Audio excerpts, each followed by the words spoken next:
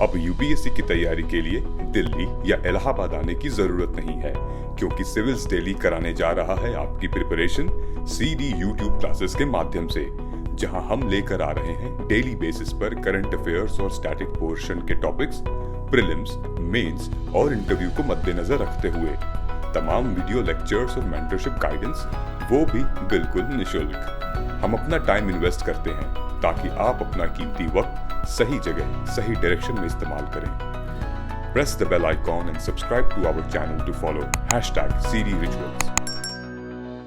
नमस्कार दोस्तों, मैं हूं आद्या, आपकी मेंटोर और गाइड, और स्वागत करती हूं आप सभी का सिविल्स डेली के daily current affair analysis programme में।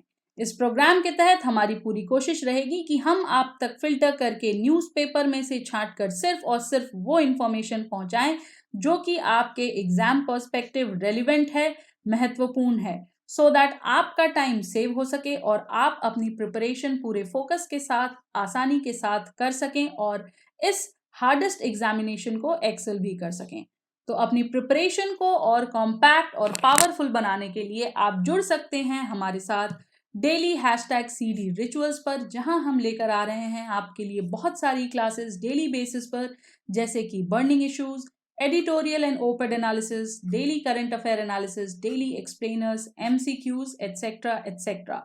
और इसी के साथ साथ वीकली बेसिस पर हम आपके लिए लेकर आ रहे हैं ask me anything toppers talk, जिसमें आप जुड़ सकते हैं हमारे यूपीएससी टॉपर्स के साथ और जान सकते हैं उनसे तमाम बातें, क्या स्ट्रैटेजीज थी उनकी, क्या क्या रिसोर्सेज उन्होंने यूज की, क्या उनका स्केड्यूलिंग था, क्या पैटर्न था, और पूरा उनका यूपीएससी का सफर किस प्रकार का था। और आप रख सकते हैं उनसे अपने भी क्वेश्चंस, जिसके की आंसर्स वो आपको देकर आपकी हेल्प कर सकेंगे। और इसी के साथ हम एक और प्रोग्राम जो वीकली बेसिस पर आपके लिए लेकर आते हैं, तो देखते रहिए यूट्यूब सीडी रिचुअल्स पर हमारे साथ जुड़े रहिए। और अगर आपने अभी तक सब्सक्राइब नहीं किया है तो फटाफट से सब्सक्राइब करें, बेल आइकन प्रेस करें और जुड़िए हमारे साथ, सो दैट आपको टाइम टू टाइम नोटिफिकेशंस मिलती रहेगी। चलिए इसी के साथ शुरू करते हैं आज की क्लास। देखते हैं आज के न्यूज़पेपर में ऐसा क्या खास है जिससे रिलेटेड हमसे कुछ पूछ सकता है यूपीएससी में। तो जो सबसे पहली और थोड़ी सी सैड न्यूज़ थी ये हमारे लिए, कि जो हमारे सीडीएस हैं, मतलब chief of defence staff Rawat साहब जो थे, उनका निधन हो गया। He passed away because the helicopter, the chopper crashed, ठीक है। और उनके साथ साथ 12 और लोग भी इस दुर्घटना का शिकार हुए, ठीक है। तो इस आर्टिकल में मैंने जो मेन चीज़ें थी, कहाँ हुई, कैसे हुई, ये सारी चीज़ें हाईलाइट कर दी है, जैसा कि आप देख सकते हैं, ठीक है। तो यहाँ से आपको एज सच एग्जाम वाइज तो बहुत इंपॉर्टेंट नहीं है, बट हमारे देश के लिए बहुत बड़ी खबर है ये, क्योंकि जो हमारे जनरल हैं, जो सीडीएस थे, जनरल बिपिन रावत साहब, वो एक बहुत ही ब्रेव और बहुत ही ट्रू पैट्रियट माने जाते थे। और उनका हमारे बीच आज न होना देश का बहुत बड़ा नुकसान है, ठीक है। और ये जो दुर्घटना हुई है, ये हुई है हमारी, ये आप मैप देख सकते हैं, राइट। यहाँ से सुलूर से इनका हेलीकॉप्टर जाना था वेलिंगटन, और वहीं कहीं आसपास ऐसा लिखा है न्यूज़पेपर में कि 10 किलोमीटर पहले ही ये दुर्घटना हुई। तो ऐसा इस न्यूज़ में था, राइट। सारी डिटेल्स दी गई हैं। जो चॉपर था उसका नाम था हमारा MI-17V5, ओके।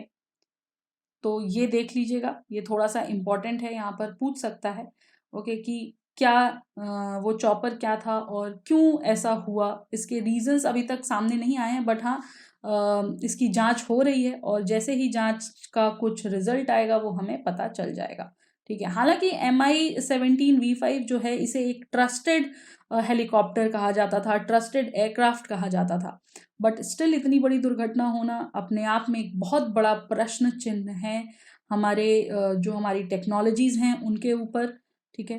तो ये थी हमारी पहली खबर। चलिए देखते हैं हमारा दूसरा इम्पॉर्टेंट इशू क्या है आज का।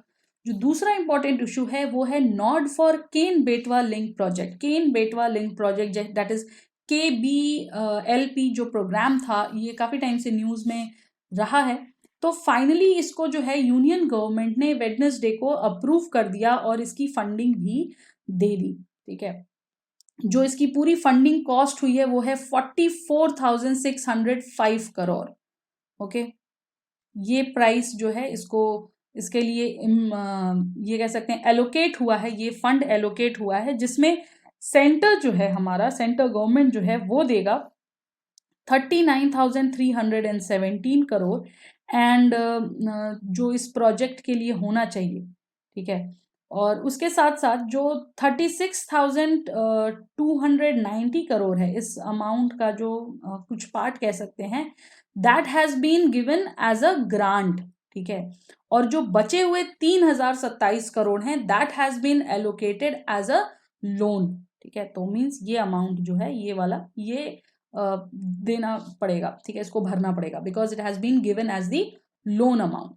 अच्छा, इन सब के साथ साथ देखो जो केन और बेटवा, ये जो दो रिवर्स हैं, इनके बीच में जो प्रोजेक्ट है, ये कहीं ना कहीं यूपी और एमपी दोनों ही स्टेट्स की जो वाटर स्टार्व्ड सिटीज है ना, डिस्ट्रिक्ट्स हैं, जो उनको बहुत अच्छे तरीके से बेनिफिट करेगा। इसलिए ये प्रोग्राम बहुत ज़रूरी भी था, ये पूरा प्रोजेक्ट, क्योंकि अगर देखा जाए तो जो इसका मेन एम है, या कहें कि जो इसका मेन ऑब्जेक्टिव है, वो है हमारा to transfer surplus water from Ken river in MP to Betwa in UP, ठीक है। और ऐसा क्यों होना है? ऐसा इसलिए होना है सो दैट जो ड्रॉट प्रोन बुंदेलखंड रीजन है हमारा, वहां पर जो सूखा पड़ता है, जो ड्रॉट की समस्या है, उसका निदान किया जा सके, उसको सॉल्व आउट किया जा सके।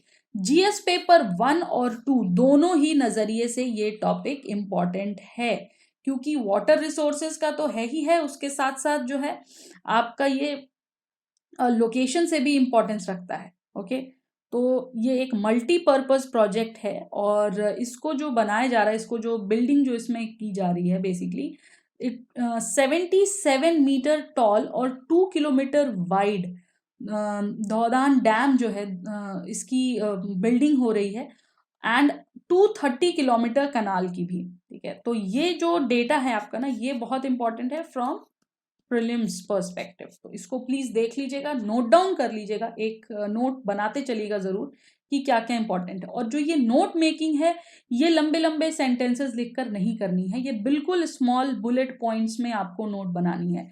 फॉर एग्जाम्पल मैं आपको यहाँ पर एक आइडिया दे देती हूँ कि जैसे अगर आपका केन बेटवा लिंक प्रोजेक्ट है, right, this is the topic, यहाँ सीधा लिखिए कौन कौन सी रिवर और लाइक केन एंड बेटवा पर है, इसमें रीजन्स क्या क्या इन्वॉल्व हैं, इनका वो बताइए, right. Then allocation of fund, उसके बाद सेंटर गवर्नमेंट का कितना है, लोन कितना, ये बता देंगे आप यहाँ पर। देन उसके जो भी प्रोजेक्शंस हैं इस प्रोजेक्ट के अंदर, कितना बिल्डिंग जो क्रिएट किया जा रहा है, जो एक वॉल बनाई जा रही है, उसका क्या क्या है, कौन सा डैम है और कौन सा वो है, इसका बेनिफिट क्या है, एंड डिसएडवांटेज या इश्यूज क्या क्या आ रहे हैं। दैट्स इट, आपकी नोट्स रेडी है, ठीक है। ये नोट बनाने का तरीका है हमारा बुलेट पॉइंट का। क्यों? क्योंकि जब आप मेंस एग्जाम से या यूपीएससी एग्जाम से 1 महीने पहले बैठोगे ना रिवाइज करने, तो इतना मटेरियल होगा आपके पास कि रिवाइज करना मुश्किल हो जाएगा। बट अगर आपके पास ये नोट मेकिंग है, या आप इसको माइंड मैप के तरीके से भी बना सकते हो, ठीक है। तो अगर आप इस तरीकों से बनाओगे तो एक पन्ने में आपका मतलब लाइक पूरा टॉपिक डन है, ठीक है। और इसकी हेल्प के लिए आप ये और कर सकते हो कि आप यहाँ पर इसके साथ मैप जो है वो अटैच कर सकते हो। एक और चीज, rather than making notes on paper, मैं हमेशा स्टूडेंट्स को अपने सजेस्ट करती हूँ, ट्राई करिए स्मार्ट नोट्स बनाने की, डिजिटल नोट्स बनाने की, क्योंकि वहां पर ऐड और ये कह सकते हो कि कोई चीज इरेज करना है तो वो इजी रहता है, और फिर आप एग्जाम से पहले उसको प्रिंट करके अपना पढ़ सकते हो, कोई इशू नहीं है, ठीक है। चलिए वापस आते हैं टॉपिक पर, टॉपिक क्या कह रहा है वो देखते हैं। तो ये था हमारा कनाल का एरिया। इस जो ये प्रोजेक्ट है बेसिकली केन बेटवा प्रोजेक्ट जो है, इसके क्या क्या एडवांटेजेस हमें हो सकते हैं।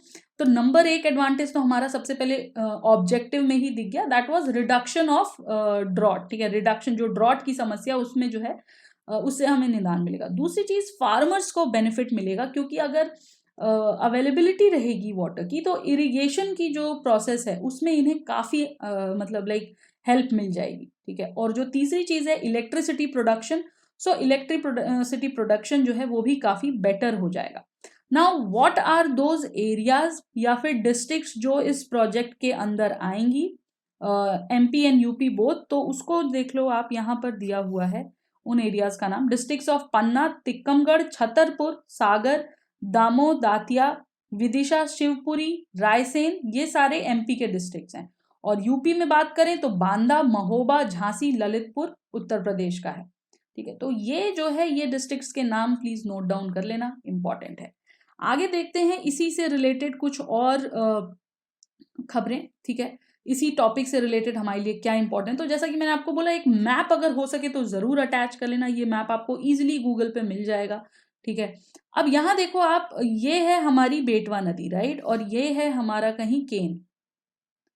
तो बात ये आती है कि पहले तो जो ये दोनों ही हैं, बेटवा या केन, आपको कंफ्यूज कहाँ करेगा यूपीएससी एग्जाम में। क्वेश्चन में बोलेगा कि जो बेटवा है वो यूपी से निकल रही है, ओरिजिनेट हो रही है, और केन जो है वो एमपी से, या इन दोनों को चेंज कर देगा। ठीक है, लेकिन ऐसा नहीं है, दोनों की दोनों रिवर्स जो है हमारी एमपी में ही ओरिजिनेट हो रही हैं। दूसरी चीज जो ये कंफ्यूज कर सकता है, ये किसकी ट्रिब्यूटरी है, तो आप देख सकते हो ये यमुना रिवर है, राइट, और यमुना से ही बेटवा भी निकली है, और यमुना से ही हमारी केन रिवर भी निकली है। या ये कह सकते हैं ये दोनों यमुना में ही मिली हैं, तो ये दोनों ही रिवर्स यमुना की ट्रिब्यूटरी है। तो ये ध्यान रखना है कि अगर यहाँ पे गंगा कर दे या ब्रह्मपुत्रा कर दे या कोई और नदी कर दे तो हमें कंफ्यूज नहीं होना है। ठीक है, उसके बाद जो इसमें इंपॉर्टेंट फैक्चुअल इंफॉर्मेशन आती है वो ये कि जो ये केन रिवर है ये यमुना से मिलती कहाँ है, where does it meets with Yamuna. So Ken river meets with Yamuna in Banda district, and Betwa meets with Yamuna in Hamirpur district of UP. दोनों ही यूपी में मिलती हैं। ओके, ये चीजें थी।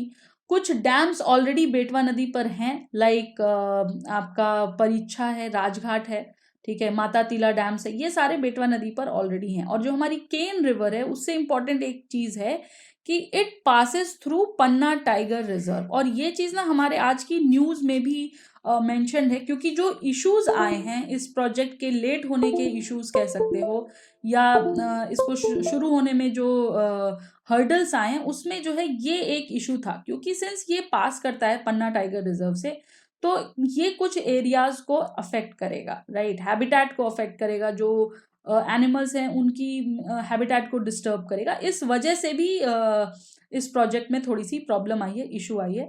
तो यहाँ पर हमारा सिंस ये चीज आज के न्यूज़पेपर में मेंशन है, तो पन्ना टाइगर रिजर्व जो है, या ये हम कहें कि जो मोटा मोटी अगर टॉपिक उठाएं तो जो टाइगर रिजर्व है वो हमारे लिए इंपॉर्टेंट हो जाता है। ठीक है, तो चलिए फटाफट से देख लेते हैं कि टाइगर रिजर्व का भी क्या सीन है। तो इंडिया में कुल मिलाकर जहां तक मुझे याद है there are 52 I guess tiger reserves. अगर मैं गलत हूं तो प्लीज मुझे बताइएगा कमेंट सेक्शन में, ओके, कि कितने टाइगर रिजर्व्स इंडिया में हैं। अब ये जो हमारा पन्ना टाइगर रिजर्व है that is in MP, this was established in 1981, okay, और जो इसका ज्योग्राफिकल एक्सटेंशन है वो पन्ना और छतरपुर डिस्ट्रिक्ट के में फैला हुआ है, कवरिंग एन एरिया या spread in an area of 543 square kilometres. ठीक है, 1994 में क्या हुआ, जो हमारी सेंट्रल गवर्नमेंट थी उन्होंने पन्ना नेशनल पार्क को प्रोजेक्ट टाइगर रिजर्व में चेंज कर दिया, या उसको एक नाम दे दिया कि it is the Panna project tiger reserve thing, okay, और तब से ये टाइगर रिजर्व बन गया। अब अगस्त 25 2011 में क्या हुआ, जो यूनेस्को है हमारा उसने डेजिग्नेट किया पन्ना टाइगर रिजर्व को एज अ बायोस्फीयर रिजर्व। तो यहां मेरा आपसे क्वेश्चन ये है, आई नो आपको बहुत अच्छे तरीके से पता होगा कि टाइगर रिजर्व क्या होता है, ओके, एंड बायोस्फीयर रिजर्व क्या होता है, मतलब इन दोनों में डिफरेंस क्या है ये आप मुझे बताओगे कमेंट सेक्शन में। What is the difference between tiger reserve and biosphere reserve. और अगर आपको नहीं पता होगा तो कल के जो हम कवर करेंगे, कल का जो हमारा करंट अफेयर्स आएगा उसमें मैं ये चीजें एक्सप्लेन करूंगी, बट जरूर बताए, कोशिश करिएगा एटलीस्ट लिखने की कि आखिर है क्या कॉमन डिफरेंस, क्या है इन दोनों के बीच में। ठीक है, अब जो हमारा एमपी है that is considered not only that of the country but the world's tiger capital. MP को वर्ल्ड की टाइगर कैपिटल कहा जाता है, and the management of Kanha and Pench tiger reserve has been recognised as the best in the country. ठीक है, तो ये वाली इंफॉर्मेशन प्रीलिम्स के पर्सपेक्टिव से इंपॉर्टेंट है थोड़ी सी, इसको देख लीजिएगा। ऑलराइट, चलिए आगे चलते हैं।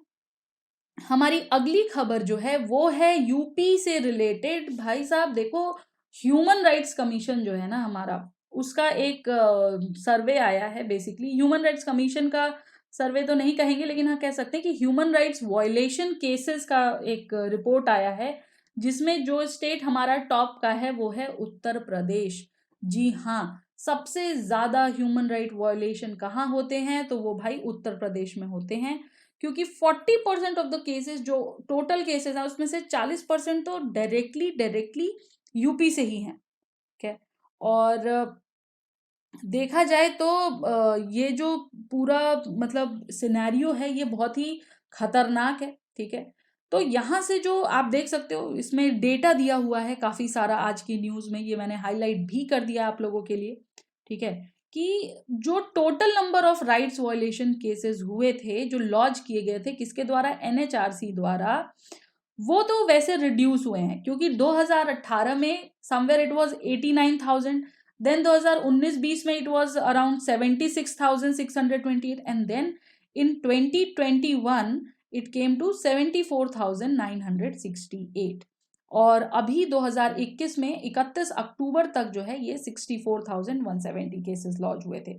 अब यहाँ पर जो दुखी करने वाली खबर है, या ये कहो कि सिर दर्द पकड़ने वाली जो खबर है, वो ये कि भाई साहब उत्तर प्रदेश में अकेले 41,947 केसेस आए थे 18-19 में, फिर 32,000 केसेस कुछ आए थे हमारे 19-20 में, और फिर 20-21 में आए थे 30,000, और इस साल 2021-22 टिल अक्टूबर 31 जो टोटल हमारे केसेस हैं वो हैं 24,242। मतलब कि out of, this is 24,242 out of 64,170, ये हमारा टोटल नंबर है इस साल का, और इसमें से सीधा सीधा ये केसेस जो हैं वो डायरेक्टली आए हुए हैं यूपी से।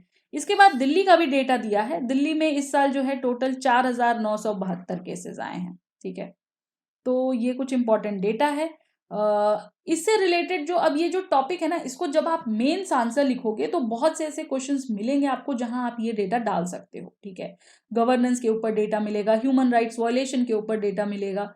ठीक है, फंडामेंटल राइट्स की अगर कहीं बात होगी तो वहां भी आप इस डेटा को डाल सकते हो, not directly but indirectly. Okay, तो जीएस पेपर 2 का तो टॉपिक ये है ही है, इसके साथ साथ ये प्रीलिम्स के लिए भी इंपॉर्टेंट है। ये डेटा या तो स्टेट पूछ सकता है, या स्टेट में चेंजेस करके पूछ सकता है, या फिर डेटा में चेंजेस करके पूछ सकता है। ओके, अब कुछ इंपॉर्टेंट हाइलाइट्स एनएचआरसी से रिलेटेड देख लेते हैं। ये स्टैब्लिश हुई थी ऑन अक्टूबर 12, 1993 में। ठीक है, और जो प्रोविजन था, इसको जो ऑब्जेक्टिव था इसको स्टैब्लिश करने का, वो यही था कि भाई हमें ह्यूमन राइट्स को प्रोटेक्ट करना है।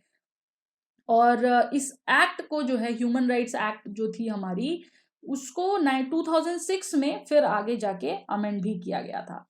अब देखो, क्वेश्चन आपसे ऑब्जेक्टिव पे नहीं पूछेगा, क्वेश्चन ये पूछेगा कि भाई इसमें मेंबर्स कौन कौन से होते हैं या क्या चीजें जरूरी हैं। तो जो इसके चेयरपर्सन हैं वो retired chief justice of India या जज ऑफ सुप्रीम कोर्ट मिनिमम हो सकते हैं। ठीक है, दूसरी चीज, यानी कि आप देखो सीनियोरिटी लेवल कितना है। ठीक है, जो एनएचआरसी के चेयरपर्सन होंगे वो सीनियोरिटी टर्म्स में बहुत सीनियर होंगे, आफ्टर द रिटायरमेंट उनको कंसिडर किया जा रहा है। राइट, दूसरी चीज, अपॉइंटमेंट कौन करता है, तो भाई प्रेसिडेंट करता है on the recommendation of 6 member committee. और इस कमिटी में जो लोग बैठते हैं, जो कि बताते हैं कि नहीं भाई चेयरपर्सन इनको इनको इनको रिकमेंड कर रहे हैं, उसमें 6 लोग होते हैं। वो कौन कौन होते हैं, सबसे पहले तो हमारे पीएम साहब होंगे, देन लोकसभा के स्पीकर होंगे, then deputy chairman of Rajya Sabha होंगे, लीडर्स ऑफ अपोजिशन दोनों ही हाउसेज में जो हैं वो होंगे, और यूनियन होम मिनिस्टर होंगे।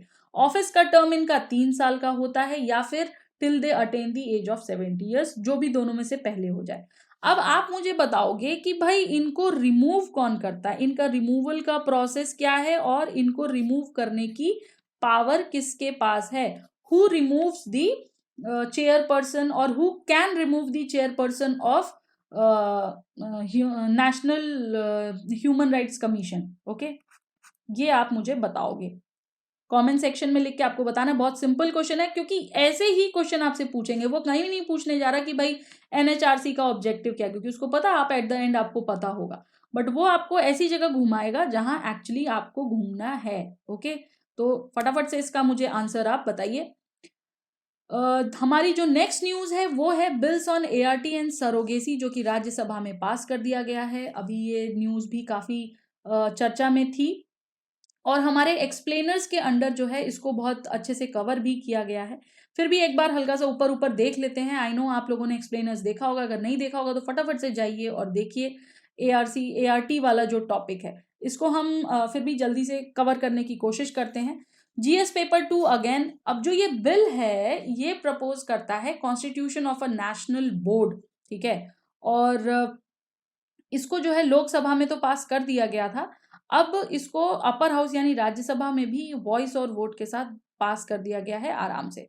ओके, अब इस बोर्ड को जो सेटअप है इसका, ठीक है, it will set minimum standards of physical infrastructure, laboratory, diagnostic equipments and expert man power to be employed by the clinics and bank. जो एआरटी क्लिनिक्स थे उनके अंडर ये चीजें मिनिमम रूप में होनी ही चाहिए, ऐसा कहता है ये हमारा bill. And it further seeks stringent punishments. अब ये बोलता है कि जो लोग इस बिल को नहीं फॉलो करेंगे या जो लोग इस बिल को जो है नेग्लेक्ट करेंगे, गलत प्रैक्टिसेस में जाएंगे, उनके खिलाफ सख्त कार्रवाई होगी, उन्हें पनिशमेंट दी जाएगी। और ये पनिशमेंट मॉनेटरी पेनल्टी तो होगी ही होगी, जेल टर्म भी होगा टर्म्स को वॉयलेट करने के लिए। और वो क्या क्या चीजें जिसके अंदर पनिशमेंट दी जाएगी? पहली चीज हमारी सबसे पहले practising sex selection, sale of human embryos, okay, found running agencies, rackets and organisations for such practices in the violation of the law. जो भी ऐसी कह सकते हैं एजेंसीज होंगी, ऑर्गेनाइजेशंस होंगी जो इस प्रकार की इलीगल एक्टिविटीज में होंगे, उनके खिलाफ स्टैंड लिया जाएगा। और जो इसका मेन एम है एआरटी बिल का वो है to protect women and children. Okay, so ये था हमारा बेसिक हाइलाइट्स एआरटी से रिलेटेड। कुछ और चीजें इससे रिलेटेड है, वो ये कि जो ये बिल है, एआरटी बिल है, ये मैरिड हेट्रोसेक्सुअल कपल पर तो अलाउ करता है, ठीक है, इनको तो ये अलाउ करता है, but and it also allows a women above the age of marriage to use ARTs. लेकिन वो कौन लोग हैं जिन्हें ये एक्सक्लूड करता है, वो इंपॉर्टेंट है। It exclude single man, cohabiting heterosexual couples, LGBTQ, individual and couples for accessing ARTs, ठीक है। ये चीजें हमें थोड़ी सी यहाँ पर ध्यान देनी है। और जो मुद्दा उठा है वो ये कि सिंस ये बिल जो है इन लोगों को एक्सक्लूड करता है, सो कहीं ना कहीं it violets article 14 of Indian constitution that and is also silent on the rights of children. बच्चों के बारे में भी ये बिल कुछ नहीं बोलता। एंड अकॉर्डिंग टू आर्टिकल 14 अगर हम चलें, जो कि हमारा equality before law and equal protection of law की बात करता है, राइट टू इक्वालिटी की बात करता है, वो डिनाई नहीं किया जा सकता किसी को भी इंडिया में, ठीक है। तो ये मुद्दा है यहाँ पर। अब आप क्या सोचते हैं इस चीज से रिलेटेड, वो आप मुझे कमेंट सेक्शन में जरूर बताइएगा कि does actually this bill violates article 14, और अगर वायलेट करता है so what should be done in order to rectify that. Okay, इससे रिलेटेड एक और बिल था जो कि आज की हेडलाइन में था, वो था हमारा सरोगेसी रेगुलेशन बिल 2020। इसका एम था on banning commercial surrogacy and allowing altruistic surrogacy, ठीक है। तो हुआ ये कि जो कॉमर्शियल सरोगेसी थी वो तो प्रोहिबिट होगी, right, and the prohibition will include both sale and purchase of human embryo and gametes.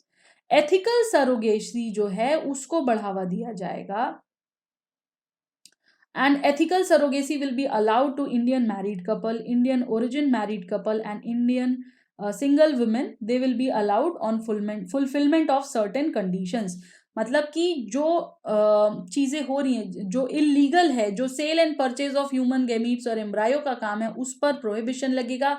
और जो भी चीजें हो रही हैं उसमें जो अलाउंस हो रही है वो अच्छे के लिए होगी, वो बहुत लीगल तरीके से इंडियन मैरिड कपल के लिए, इंडियन ओरिजिन मैरिड कपल के लिए होगी, इंडियन सिंगल वुमेन के लिए होगी। अब सिंगल वुमेन में भी है कि भाई डिवोर्सी और सिंगल वुमेन जो है, विडोज जो हैं बेसिकली, इनके लिए ये अच्छी चीज़ है। ओके, इसके साथ साथ ये बिल जो है ये भी अलाउ करता है कि a willing women to be surrogate mother would benefit widows and divorce women besides infertile Indian couples. ठीक है, तो उस हिसाब से देखा जाए तो बहुत ही अच्छा बिल है, right. And it provides for the constitution of surrogacy boards as the national at the national as well as state level। ठीक है, दोनों पर ही इन चीजों को इम्प्लीमेंट करे जाने की बात कही गई है। आगे बढ़े अपनी अगली खबर के लिए, तो वो है हमारी global and Indian trends in inequality से रिलेटेड एक बहुत बड़ा आर्टिकल आया है, और यकीन मानिए बहुत इंपॉर्टेंट आर्टिकल आया है।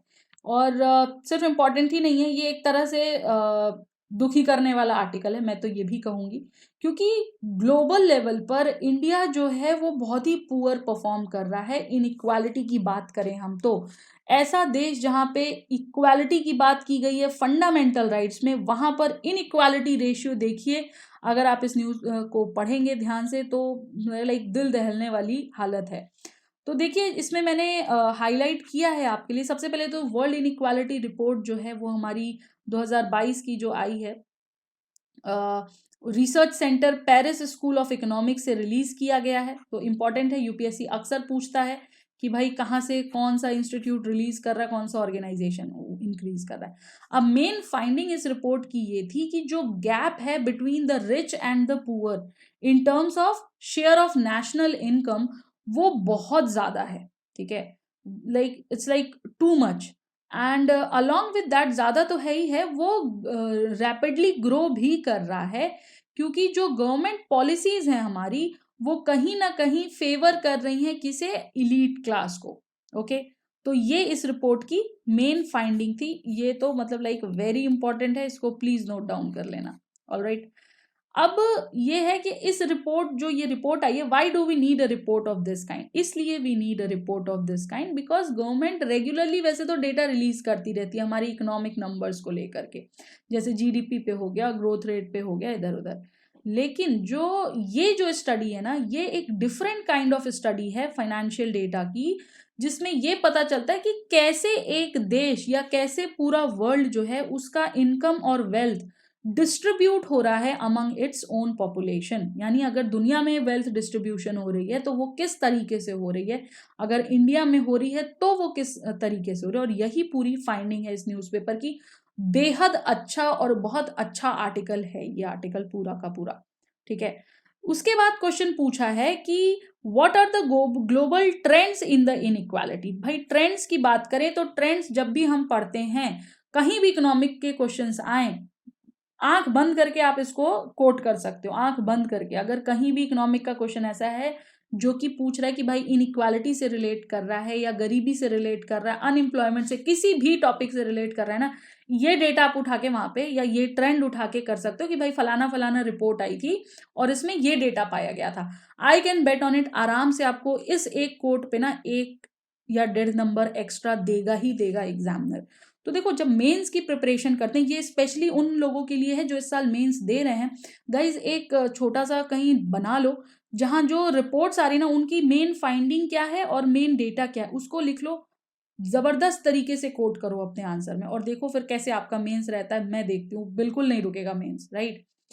तो जो ट्रेंड की बात की गई है यहाँ पे वो ये कि भाई जब 20वीं शताब्दी थी, आज हम वापस से वहीं पहुंच गए। अगर हम ट्रेंड को देखें तो आज की डेट में भी जो रिचेस्ट 10% ग्लोबल पॉपुलेशन है वो अपने साथ 52% ऑफ द ग्लोबल इनकम ले जाती है, जो कि जबकि जो पुअरेस्ट 50% है उनको सिर्फ 8.5% ऑफ ग्लोबल इनकम उनके हाथ लगती है। और ग्लोबल वेल्थ इनइक्वालिटी जो है वो इतनी बिगड़ गई है, वो इतनी वर्स हो गई है कि इनकम इनइक्वालिटी से भी ज्यादा वर्स हो गई है। ठीक है, इनकम इनइक्वालिटी तो ऑलरेडी वर्स थी, बट ग्लोबल वेल्थ इनइक्वालिटी जो है वो और ज्यादा वर्स हो गई है, क्योंकि जो पुअरेस्ट 50% उनके पास सिर्फ 2% ग्लोबल वेल्थ है। ओके, तो ये चीजें काफी खतरनाक है आने वाले टाइम में और अभी भी। और यूरोप जो है, Europe was the region with the least amount of inequality, जबकि अगर हम देखें, यहाँ पर आप नोट कर लेना प्लीज। ठीक है, यूरोप में लीस्ट है इनइक्वालिटी, सबसे ज़्यादा कहाँ होगी भाई, किसी को नहीं भी पता होगा ना तो उसको पता होगा, middle east and north African countries में होगी, मीना में, ठीक है। तो यहाँ पर सबसे ज़्यादा है, मैक्स है। अब चिंताजनक जो बात है यहाँ पर, प्रॉब्लमेटिक जो इशू है वो ये कि अगर यहाँ पर यानी कि middle east and north African countries की अगर हम बात करें या रीजन की बात करें, तो इनसे बस थोड़ा ही बेटर हम परफॉर्म कर रहे हैं, यानी इंडिया परफॉर्म कर रहा है, यहाँ इशू है, ठीक है। तो इनइक्वालिटी जो है वो देशों के बीच में तो मतलब देखें एक तरह से तो नैरो हो रही है, लेकिन अगर हम विद इन द कंट्री देखें तो वो उतनी ही ज्यादा बढ़ती जा रही है, ठीक है। यानी एक देश दूसरे देश के बीच में इनइक्वालिटी उतनी नहीं है, सब सेम पेस पे, लेकिन अगर विद इन द नेशन देखें, अगर विद इन द कंट्री देखें ना, तो वो बहुत ज्यादा तरीके से बढ़ रही है। अच्छा, इस रिपोर्ट में ये भी पाया गया कि जो मतलब जो शेयर है, प्राइवेटली ओन्ड जो शेयर्स हैं वो राइज कर रहे हैं। Privately owned share of what? Privately owned share of we can say the wealth, the national wealth का जो है दैट इज राइजिंग, जबकि पब्लिक वेल्थ जो है वो कम हो रही है, वो श्रिंक कर रही है। या अगर हम दूसरे उसमें करें तो हम कह सकते हैं while countries are growing richer, the government is becoming poor, ठीक है। ये चीजें थी। अब हम बात करेंगे कि what about income inequality in India. वो मैंने आपको बता ही दिया कि भाई इंडिया जो है वो कोई बहुत अच्छा नहीं है, यहाँ पर ही है, मीना से जस्ट एक लेवल ऊपर है। It is performing in among the most unequal countries, ठीक है।